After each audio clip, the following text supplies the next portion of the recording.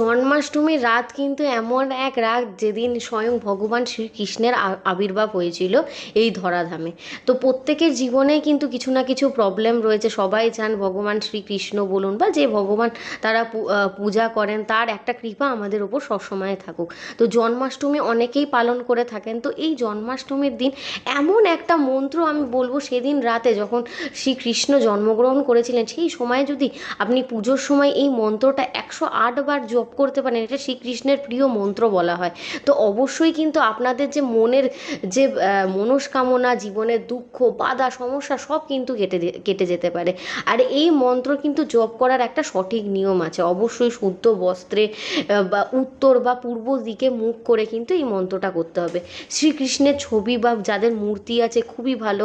অবশ্যই হাতে একটা তুলসীর মালা যদি নিয়ে আপনারা জপটা করতে পারেন 108 বার, তো তাই জন্য এই মন্ত্রটা যদি করতে পারেন খুবই মানে শ্রীকৃষ্ণ প্রসন্ন হয়ে থাকে। আর প্রতিটা উচ্চারণ এমনভাবে বলবেন যাতে আপনার মনের যে মনস্কামনা সেটা যেন শ্রীকৃষ্ণের কাছে পৌঁছে যায়।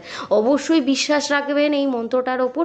দেখুন আপনার জীবনের যত টানাপোড়েন আছে সব কিন্তু শ্রীকৃষ্ণের নিজের কাছেই টেনে নেবেন। তো মন্ত্রটা হচ্ছে ওম কৃষ্ণায় নমঃ। এই মন্ত্রটা অবশ্যই করুন, উনার কিন্তু খুব প্রিয় মন্ত্র। তো 108 বার তুলসীর মালায় জপে কিন্তু অবশ্যই করলে কৃষ্ণ নিজে বলেছিলেন যে ভক্তি যদি নিয়ে আমাকে ডাকা হয় আমি কিন্তু তার কাছে অবশ্যই ধরা দেব। তো এই মন্ত্রটা আপনারা অবশ্যই জন্মাষ্টমীর রাতে করুন, দেখুন আপনারা অবশ্যই শ্রীকৃষ্ণের কৃপা লাভ করবেন।